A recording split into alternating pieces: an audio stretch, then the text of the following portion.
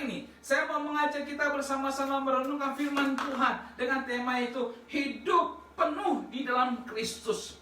Dan ketika kita membaca surat Filipi ini ditulis oleh seorang yang bernama Paulus. Paulus adalah orang yang mendirikan gereja ini. Dan ketika dia melihat perkembangan gereja ini luar biasa, bahkan gereja ini mendukung pelayanan Paulus. Tetapi Bapak Saudara sekalian, ketika Paulus ada dalam penjara, dia mendengar bahwa gereja ini bermasalah. Gereja ini punya problem. Gereja ini ribut, pecah oleh dua orang. Di dalam pasalnya yang keempat yang kedua dikatakan Euodia ku nasihati dan Sintike ku nasihati supaya sehati sepikir dan Tuhan.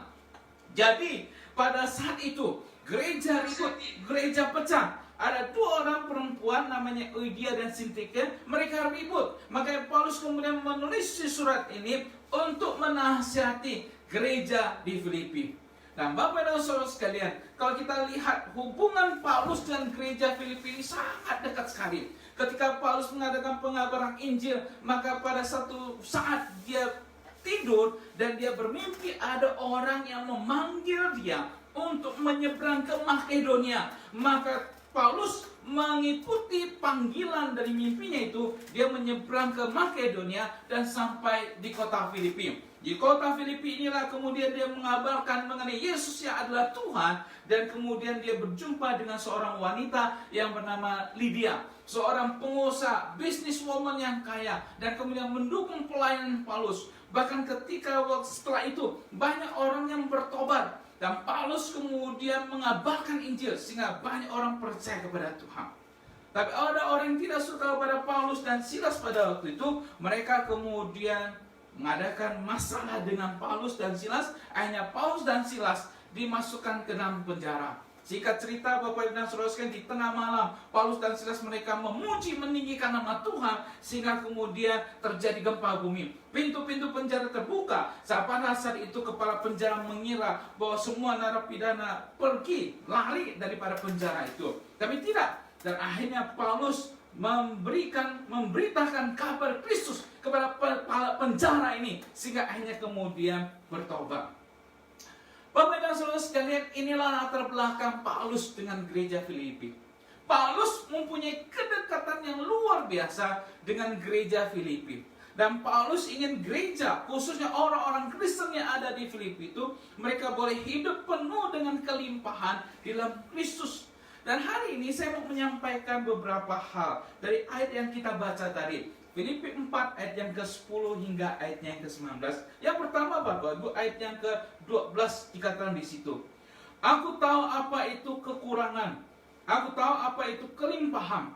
Dalam segala hal dan dalam segala perkara, tidak ada sesuatu yang merupakan rahasia bagiku, baik dalam hal kenyang maupun dalam hal kelaparan, baik dalam hal kelimpahan maupun dalam hal kekurangan.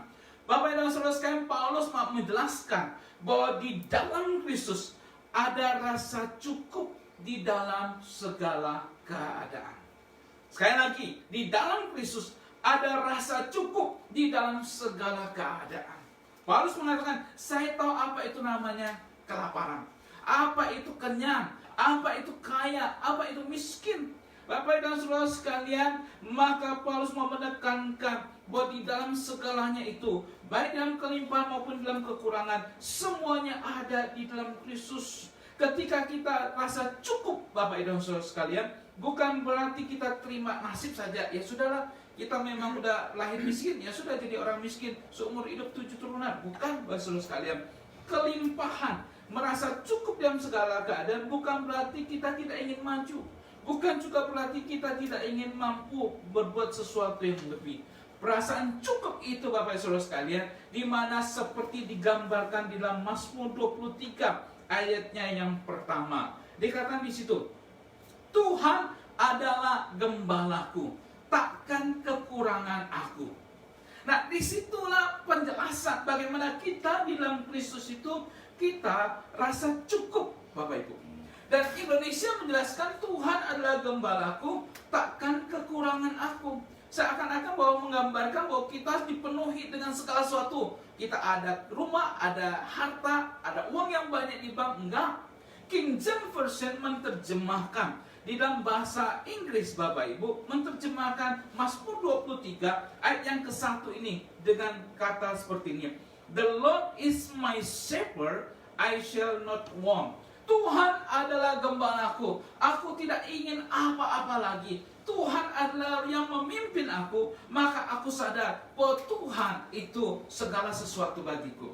Bapak Ibu dan Saudara sekalian, Paulus mau menjelaskan kepada kita di dalam tulisannya kepada jemaat Filipi dan kepada kita semua bahwa di dalam Kristus kita ada rasa cukup. Kita ada rasa cukup.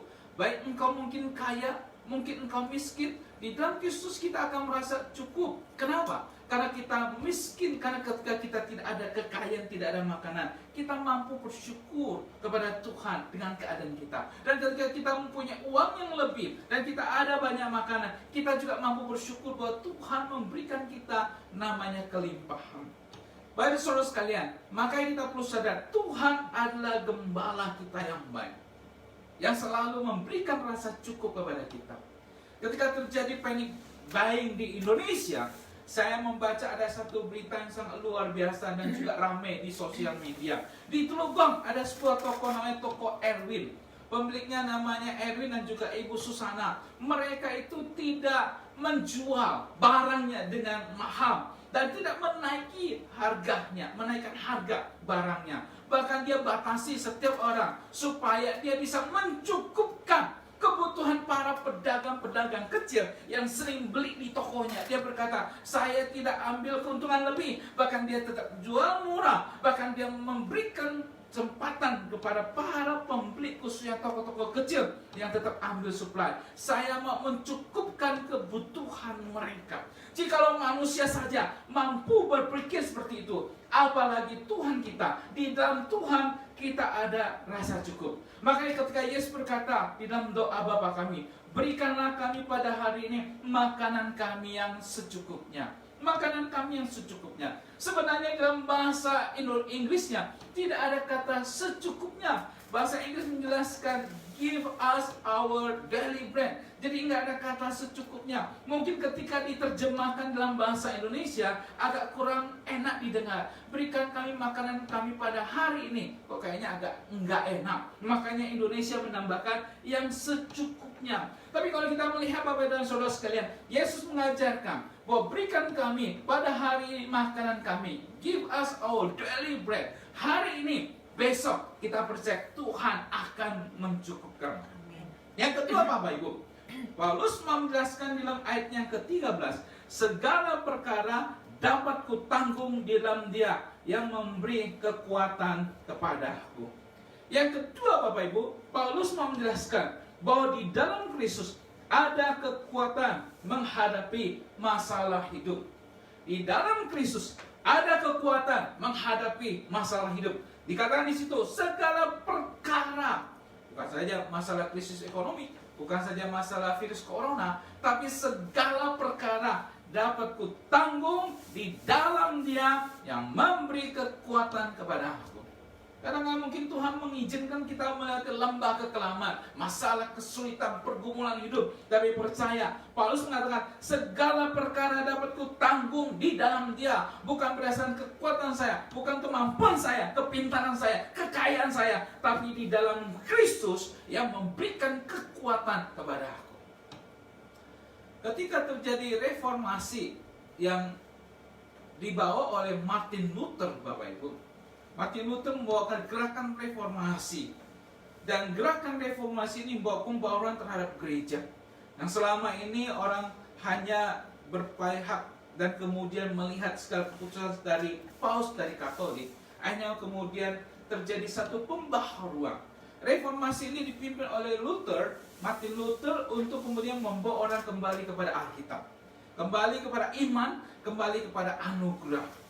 Dan menarik Bapak Ibu, ketika Luther mengadakan gerakan reformasi ini, memang terjadi namanya perlawanan gereja. Gereja tidak senang dengan apa yang dilakukan oleh Luther. Karena Luther seakan-akan melawan gereja yang pada waktu itu punya otoritas yang sangat tinggi. Sehingga gereja kemudian mengadakan penangkapan terhadap teman dari Luther, saudara-saudara, dan orang-orang yang mendukung gerakan Martin Luther. Tidak mudah Bapak dan Saudara sekalian. Akhirnya Luther dengan keluarganya harus diusirkan supaya juga tidak ditangkap, disiksa, bahkan juga dibunuh. Setiap hari Luther mendengar bagaimana ada temannya, ada orang-orang yang mendukung gerakan reformasi ini. Bahkan saudaranya, familinya juga ditangkap dan dibunuh.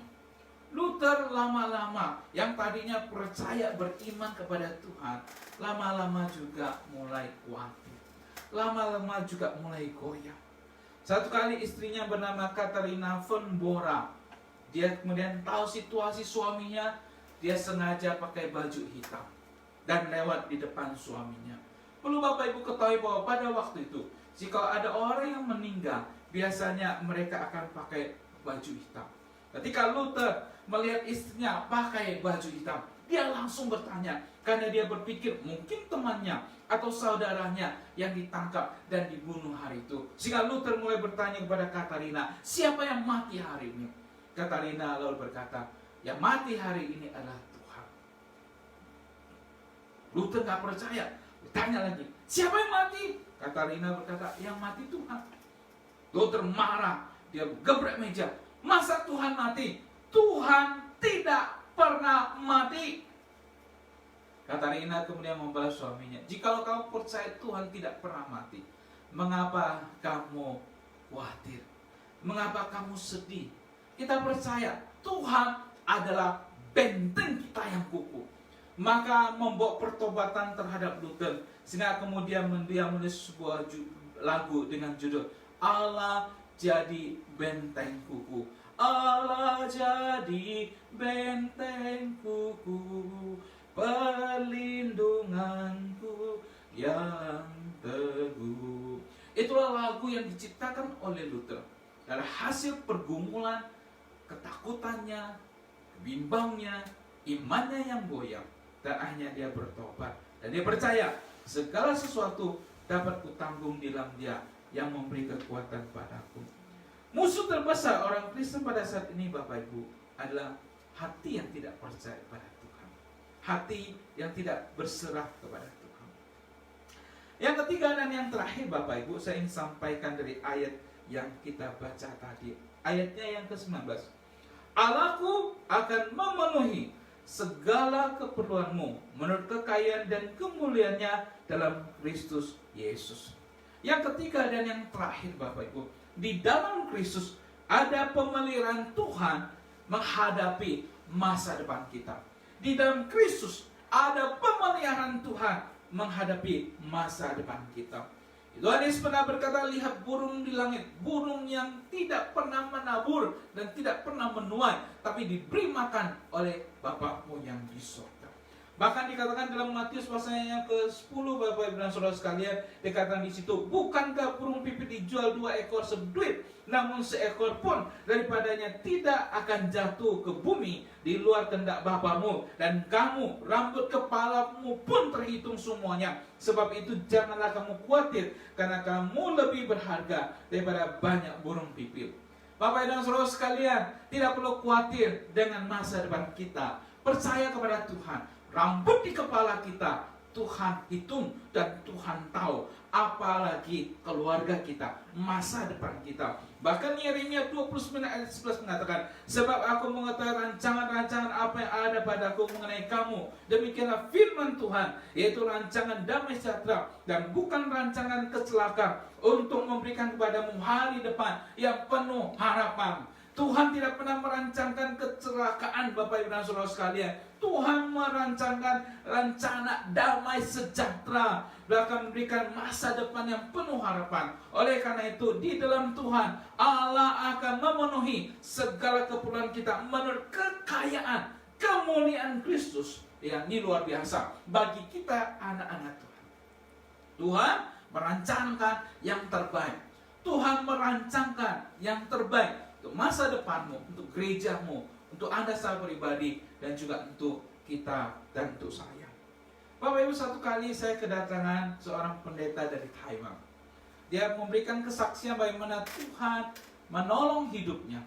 Dan luar biasa bagi saudara sekalian. Bagaimana dia diceritakan bahwa satu kali dia berkhotbah di Taipei.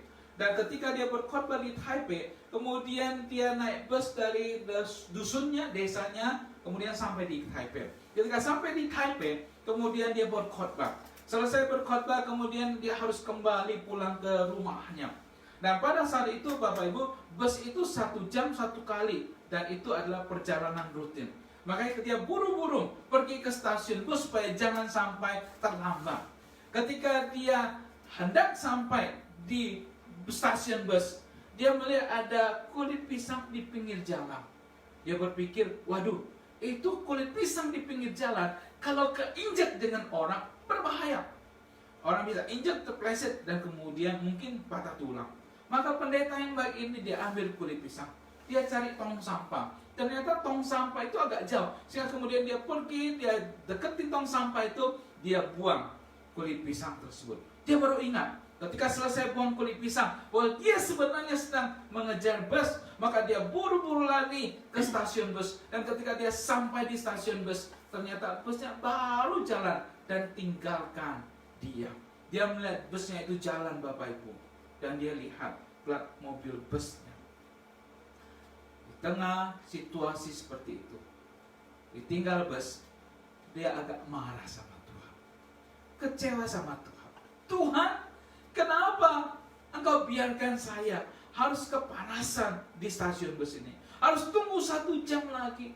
Saya ini sudah berkhotbah melayani Engkau, bahkan saya sudah berbuat baik. Saya buang kulit pisang, menolong orang lain. Kenapa Tuhan tidak tahan sebentar saja bus itu supaya saya bisa cepat pulang? Sekarang saya terlambat 1 jam hanya gara-gara kulit pisang dan menolong orang lain. Dia ngomel, dia ngomel, dia ngomel. Lewat 1 jam, kemudian Bapak Ibu, bus yang lain datang dan dia naik. Ketika dia naik, Bapak Ibu, sampai di daerah Gunung Yangmingshan di Taiwan, macet total. Ternyata terjadi namanya kecelakaan. Ada 1 bus yang jatuh ke jurang. Dan dikatakan ketika sampai ke titik lokasi yang terjadinya bus itu jatuh ke jurang, sang pendeta itu melihat dari luar bus, dari cermin, dan dia lihat bus yang jatuh ke jurang itu. Dia kaget luar biasa, karena bus yang jatuh ke jurang adalah bus yang tadi hampir dia naiki 1 jam yang lalu. Dia kenali bus itu, dia lihat plat mobil bus tersebut. Bapak dan Saudara sekalian, saat itulah sang pendeta baru menyadari, Tuhan, dia minta ampun pada Tuhan. Tuhan ternyata menolong dia dengan menggunakan kulit pisang supaya dia terlambat sampai ke stasiun dan tidak naik ke bus. Kalau seandainya dia naik ke bus, dia mungkin juga sudah jatuh ke jurang. Setelah itu Bapak dan Saudara sekalian, sang pendeta itu minta ampun, berdoa minta maaf, Tuhan maafkan aku. Dia tidak tahu rencana Tuhan, dan Tuhan memakai kulit pisang untuk dapat menyelamatkan nyawanya. Setelah itu Bapak dan Saudara sekalian, sang pendeta ini kalau jalan kemana-mana, dia selalu lihat ke jalan, siapa tahu ada kulit pisang yang lain. Oleh karena itu Bapak Saudara sekalian, Tuhan punya rencana yang indah atas setiap kita. Di dalam Tuhan ada pemeliharaan Tuhan. Dan kita melihat apa yang ditulis oleh Paulus ini. Yang pertama Bapak Ibu, di dalam Kristus ada rasa cukup di dalam segala sesuatu. Di dalam Kristus Bapak dan Saudara sekalian, ada namanya kekuatan menghadapi masalah hidup. Dan di dalam Kristus ada pemeliharaan Tuhan untuk menghadapi masa depan kita.